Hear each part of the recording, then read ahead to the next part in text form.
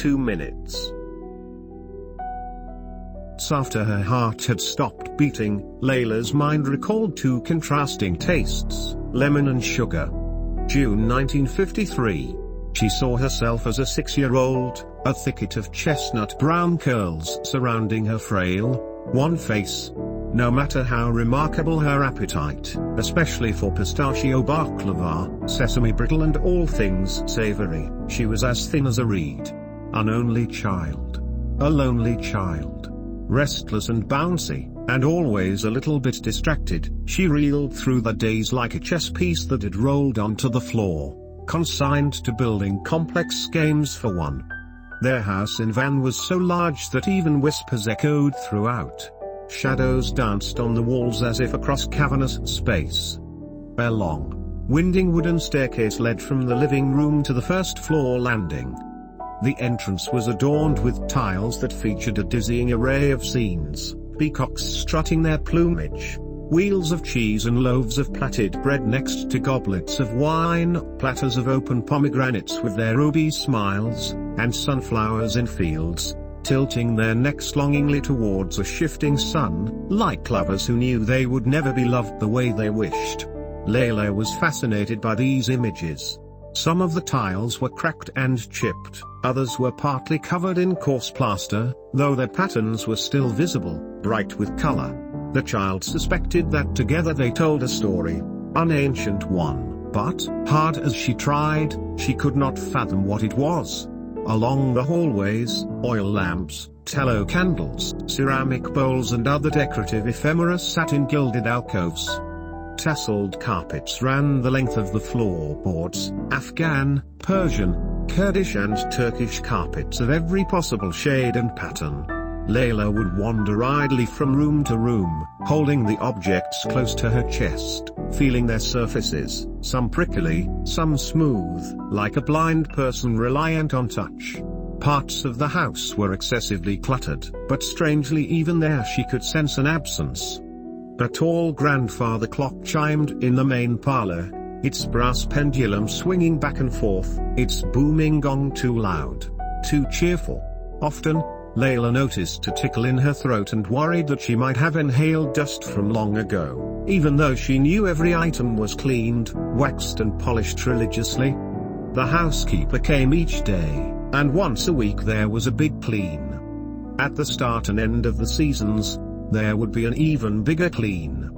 And if anything was overlooked, Auntie Binaz was sure to spot it and scrub it with baking soda, fastidious as she was about what she called whiter than white. Mother had explained that the house used to belong to an Armenian doctor and his wife. They had 6 daughters, all of whom loved to sing, their voices ranging from low to very high. The doctor was a popular man who allowed his patients to come and stay with the family from time to time.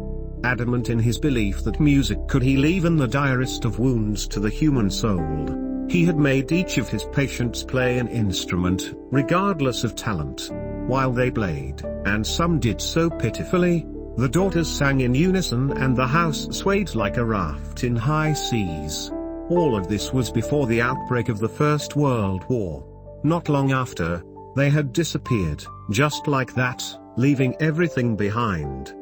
For some time Layla could not understand where they had gone and why they hadn't returned since. What had happened to them? The doctor and his family, and all those instruments that had once been trees, mighty and tall. Harun's grandfather Mahmoud, an influential Kurdish figure, had then moved in his own kin.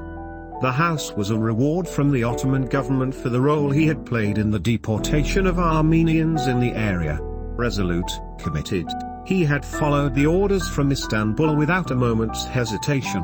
If the authorities decided that certain people were traitors and they had to be sent packing to the desert of Deir Zor, where only a few could hope to survive, so they would be, even if they were good neighbors, old friends.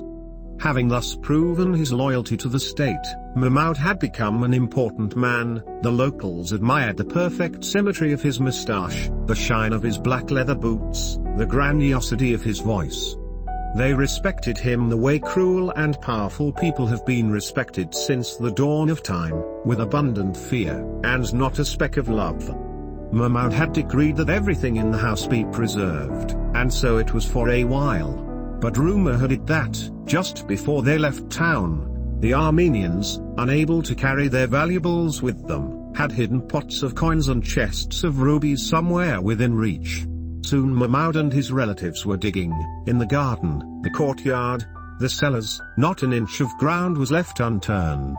Unable to find anything, they started to break through the walls, not once considering that, even if they hit on a treasure, it did not belong to them. By the time they gave up, the house had turned into a pile of rubble and had to be rebuilt from the inside out.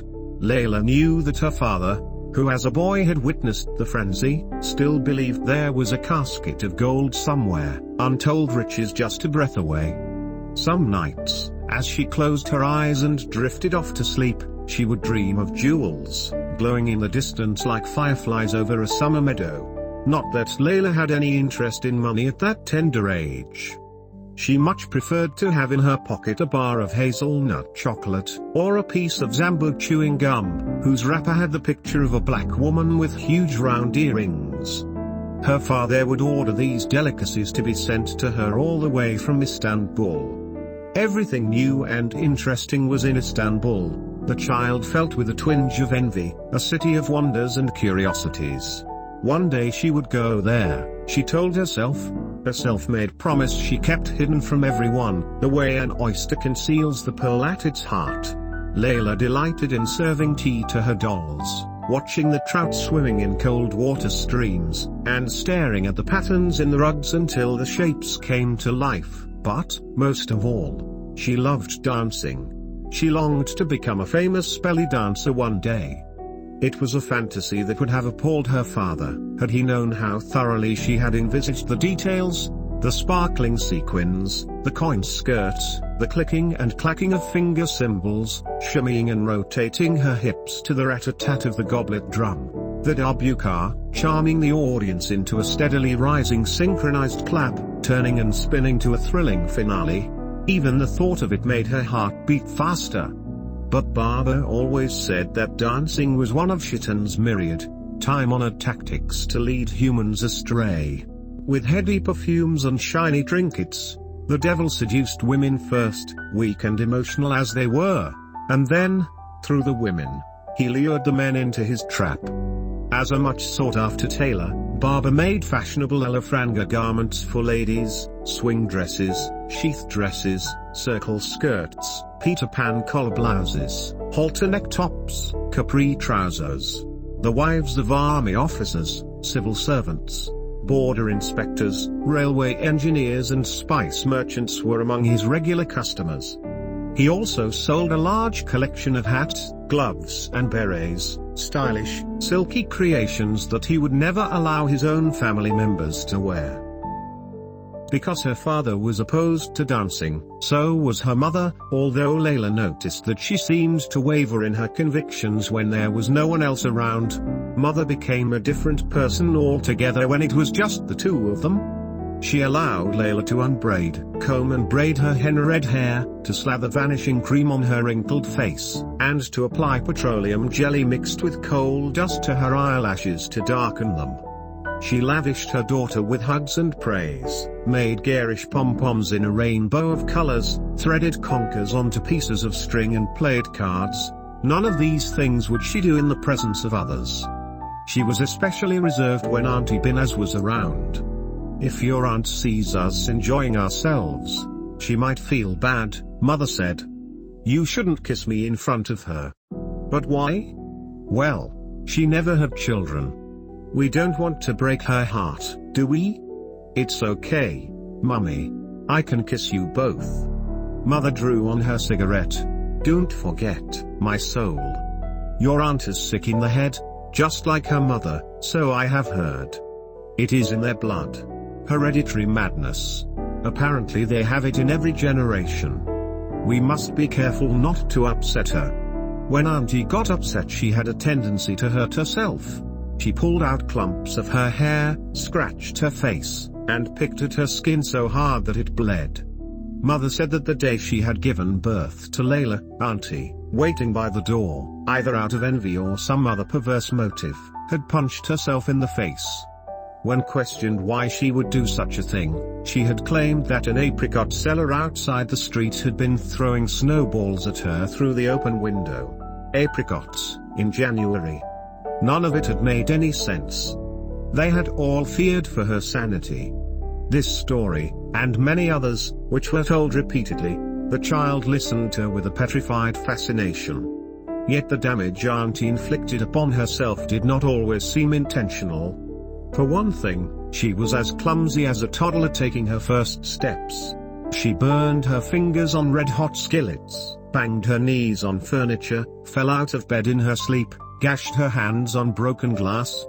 She had sad-looking bruises and inflamed, angry scars all over her body.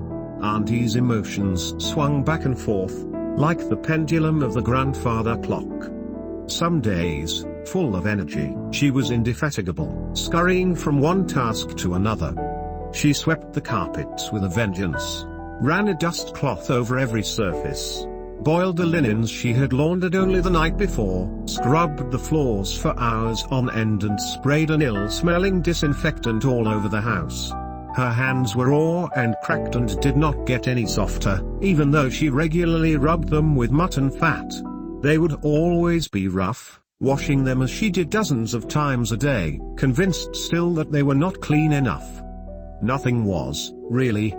At other times, she seemed so worn out she could hardly move. Even breathing became an effort. There were also days when Auntie appeared to be without a care in the world. Relaxed and radiant, she spent hours playing with Layla in the garden. Together they dangled strips of fabric from apple boughs laden with blossom, calling them ballerinas, took their sweet time to weave little baskets out of willow or crowns out of daisies, tied ribbons around the horns of the ram waiting to be sacrificed next it. Once they secretly cut the rope that kept the animal fastened to the shed. But the ram did not break loose as they had planned. After meandering here and there in search of fresh grass, it returned to the same spot, finding the familiarity of captivity more reassuring than the strange call of freedom. Auntie and Layla loved to fashion tablecloths into gowns and stare at the women in magazines, imitating their erect postures and confident smiles. Of all the models and actresses they studied closely, there was one they admired the most, Rita Hayworth. Her eyelashes were like arrows, her eyebrows like bows, her waist was thinner than a tea glass, her skin as smooth as spun silk. She might have been the answer to every Ottoman poet's quest, but for one tiny mistake, she was born at the wrong time, far away in America. Curious as they were about Rita Hayworth's life, looking at her photos was all they could do since neither of them knew how to read. Layla had yet to start school. As for her aunt, she had never been to one. There was no school in the village where Auntie Binaz had grown up, and her father had not allowed her to walk the rutted road to town and back every day, with her brothers. They didn't have enough pairs of shoes, and she had to take care of her younger siblings anyway. Unlike Auntie, Mother was literate and proud of it. She could read recipes out of a cookbook, flip through the page-a-day wall calendar, and even follow articles in the newspapers. It was she who relayed the news of the world to them. In Egypt, a group of military officers declared the state a republic.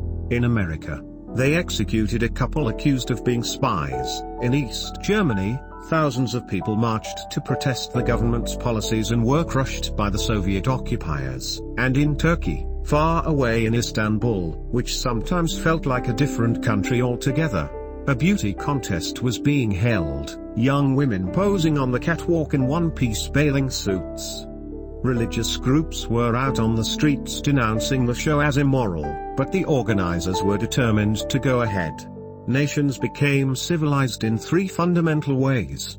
They said, science, education and beauty contests. Whenever Suzanne read such news aloud, Binaz quickly averted her gaze.